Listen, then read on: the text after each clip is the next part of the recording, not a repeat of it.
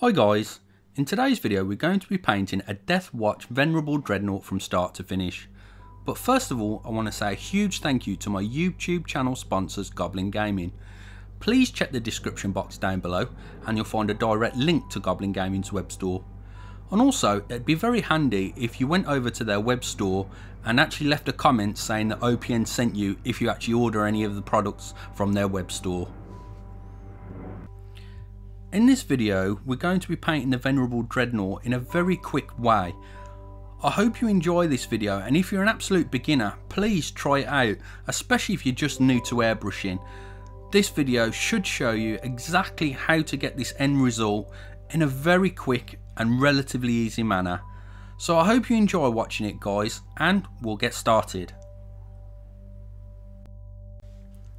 I decided to paint the miniature in sub-assemblies, so there'll be an assembly of the legs, the body and the arms separately, and also the leg armour was painted separately as well. Here I'm using Vallejo polyurethane grey primer to prime the miniature ready for paint. Vallejo polyurethane grey primer dries to the touch relatively quickly, but that doesn't necessarily mean that it's cured. I always leave the primer 24 hours to cure before I carry on painting onto the miniature, just to be on the safe side, especially if I need to do any masking.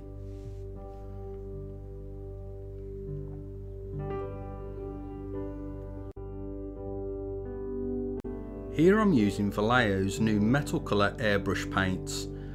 I wanted a bolt gun metal tone, so I decided to mix jet exhaust and chrome together to get that tone that I wanted. I have to say that this paint is absolutely fantastic and probably the best acrylic metallic paints that I've actually used.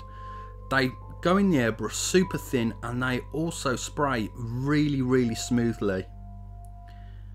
Here you can see that I'm adding the jet exhaust and I'm just going to mix it with a paintbrush in the little shot glass, and there you'll see I've mixed my own bolt gun metal colour.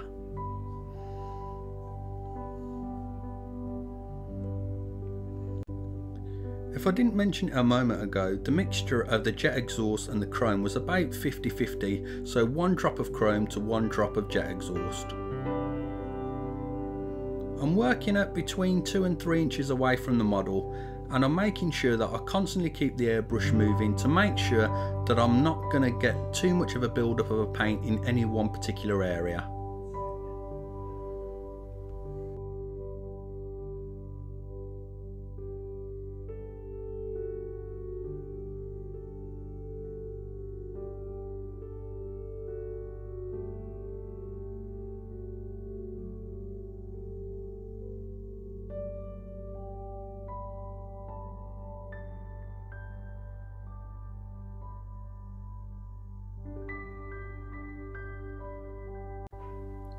As you can see, the Vallejo paint goes down super smooth and it really does leave a really nice realistic metallic finish.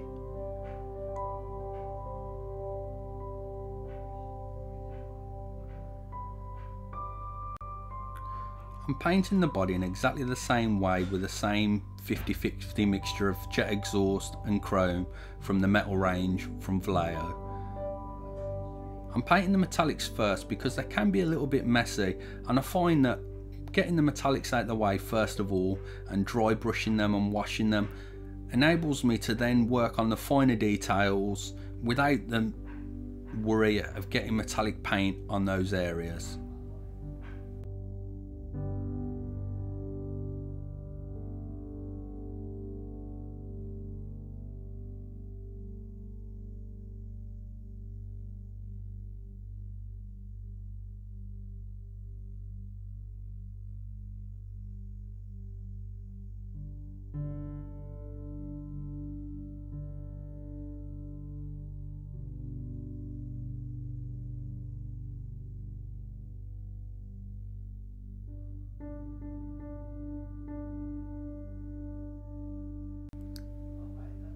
The leg armour is being painted with Vallejo Model Air Black.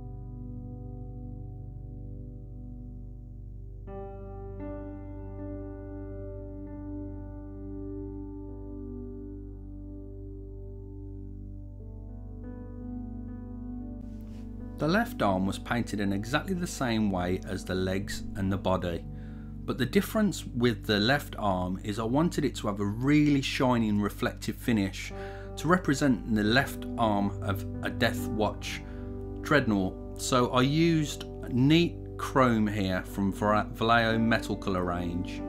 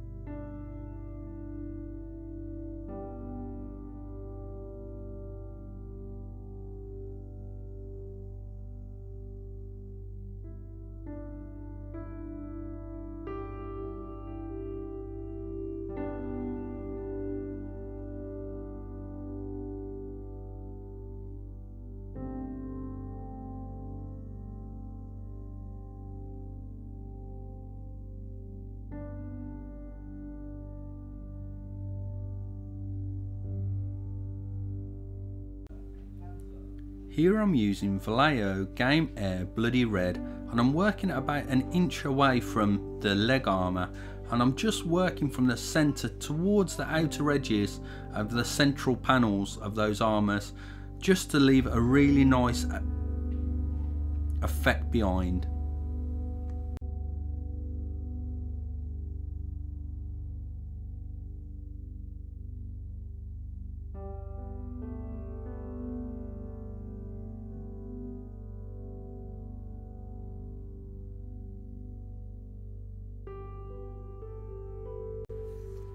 Here I'm creating a shadow wash using Dragonoff Nightshade from Games Workshop and Vallejo Glaze Medium.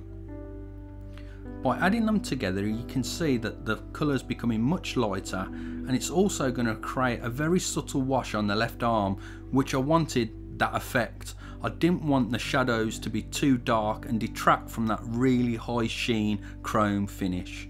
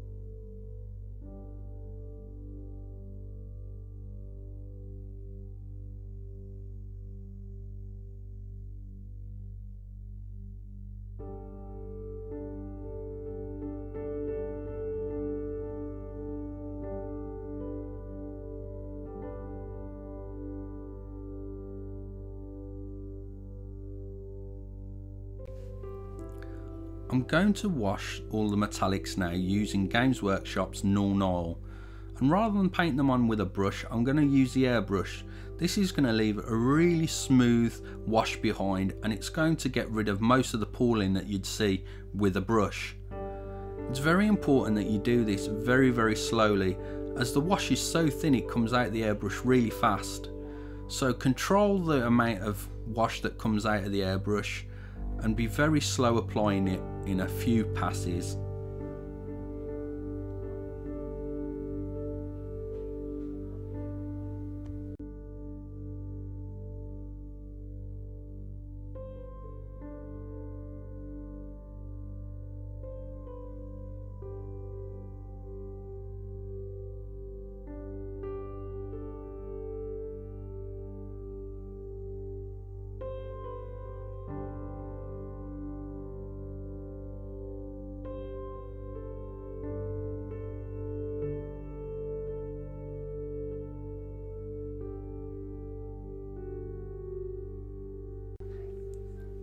The arms of the Dreadnought and the body of the Dreadnought also get a wash of Null oil.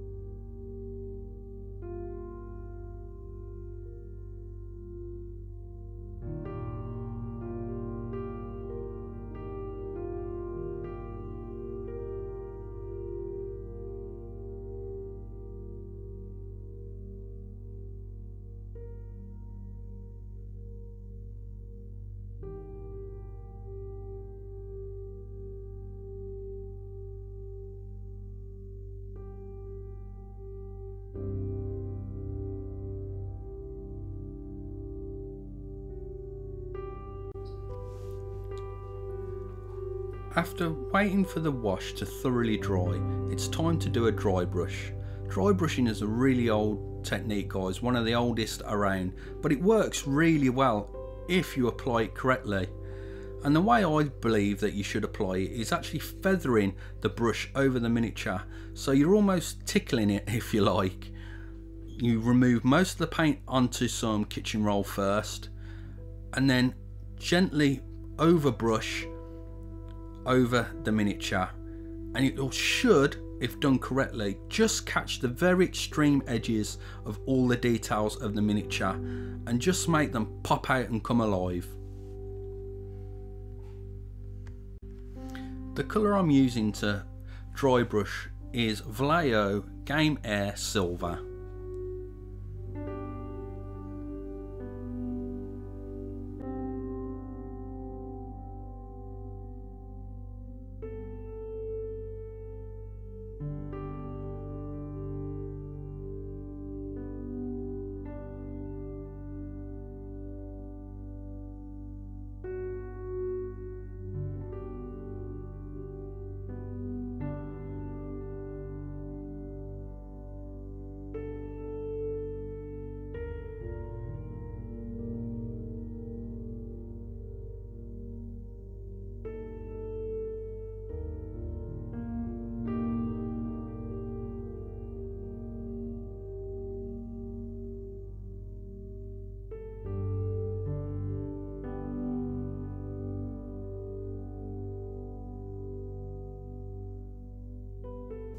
Vallejo Game Air Silver is also dry brushed onto the body, and as I mentioned before, if I actually did this afterwards, it would be very difficult not to get the metallics onto the coloured parts of the armour.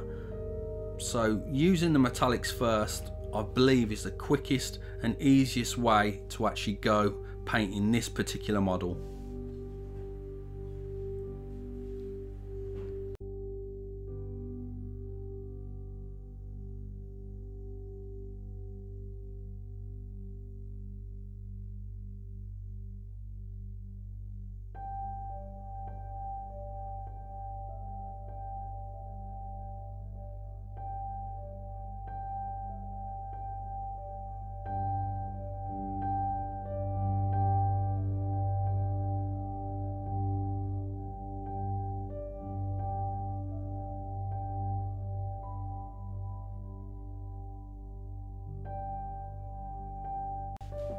Once I've finished dry brushing the highlight on the metallics, it's time to actually start painting the black panels of the Deathwatch colour scheme. Here I'm using Vallejo Model Air Black, and I'm using a Games Workshop Artificer brush. I find that using a good quality brush makes life a lot easier when painting, guys, and also if you look after the brush, it will last you many years. I find that Winsor & Newton Series 7 brushes are the best I've personally used, and I highly recommend them. They're just as good as the artificial brush, but they're actually a little bit cheaper, so if you can get Winsor & Newton Series 7 brushes, I highly recommend them.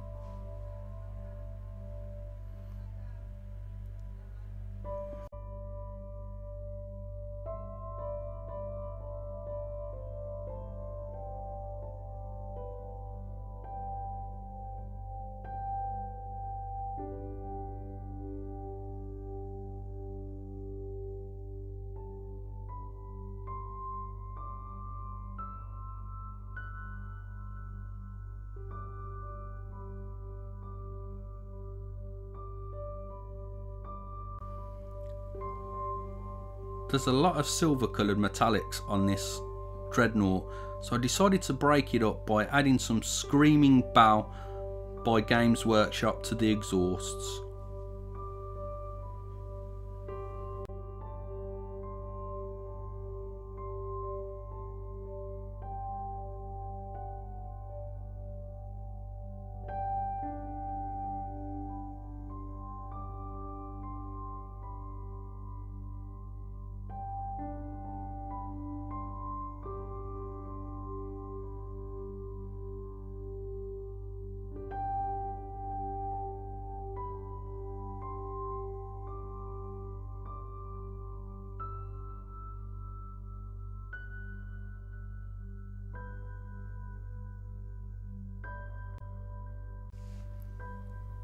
Here I'm creating hard edge highlights using Vallejo Game Air Stonewall Grey. It's important that you roll the bristles of the brush into a nice sharp point and actually use the side of the bristles to catch the extreme edges of the miniature. This way you'll get nice sharp even lines every single time. Games Workshop's XV88 is painted onto the base. I don't worry about thinning down the paint in this instance, as the texture of the base is not going to cover up any fine detail, so I just use a big brush and I just place the paint down nice and simple.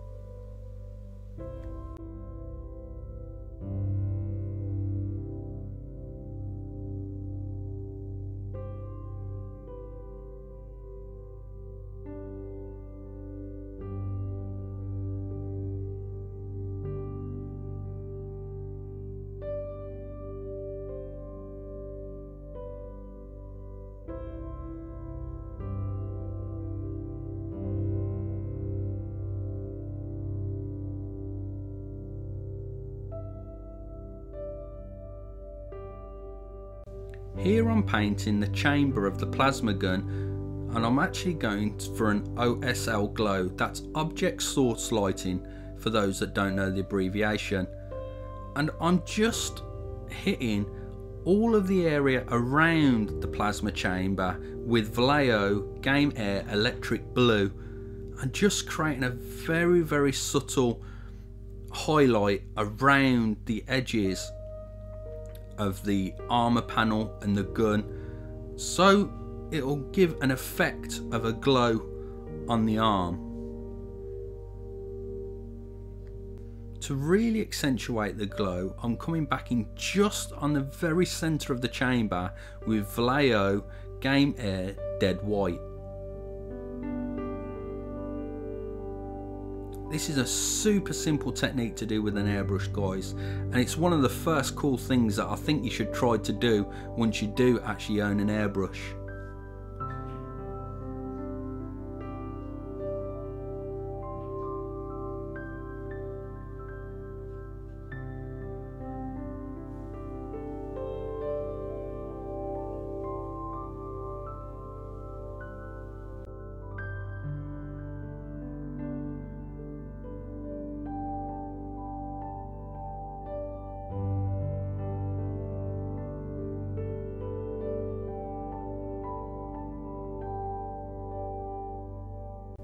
The base is painted over using Argrax Earthshade.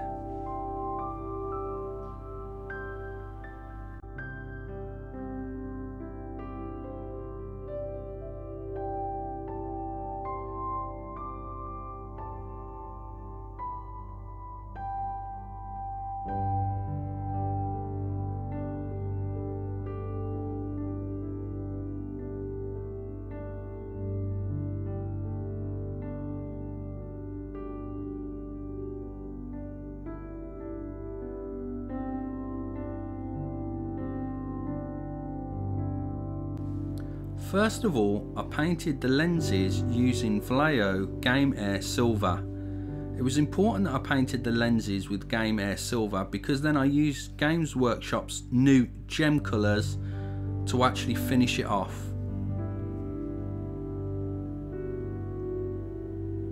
Here I'm using Dragon's Nightshade to wash all of the different individual parts of the plasma chamber.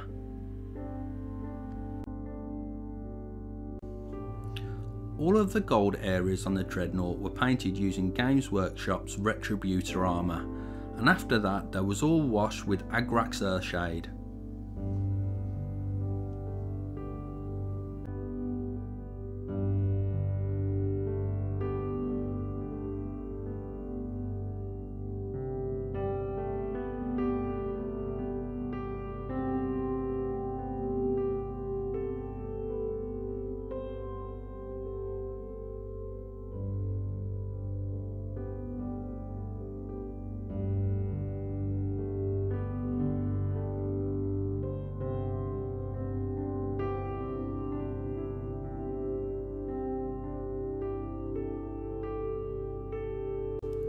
I really hope you enjoyed this tutorial, guys, and if you have, please hit the like button, share it amongst friends, and also please leave a comment. And also I'd like to say another huge thank you again to my YouTube channel sponsors Goblin Gaming. Please hop over to their web store and say OPN sent you. Thanks for watching this video, guys, and I'll catch you in the next one.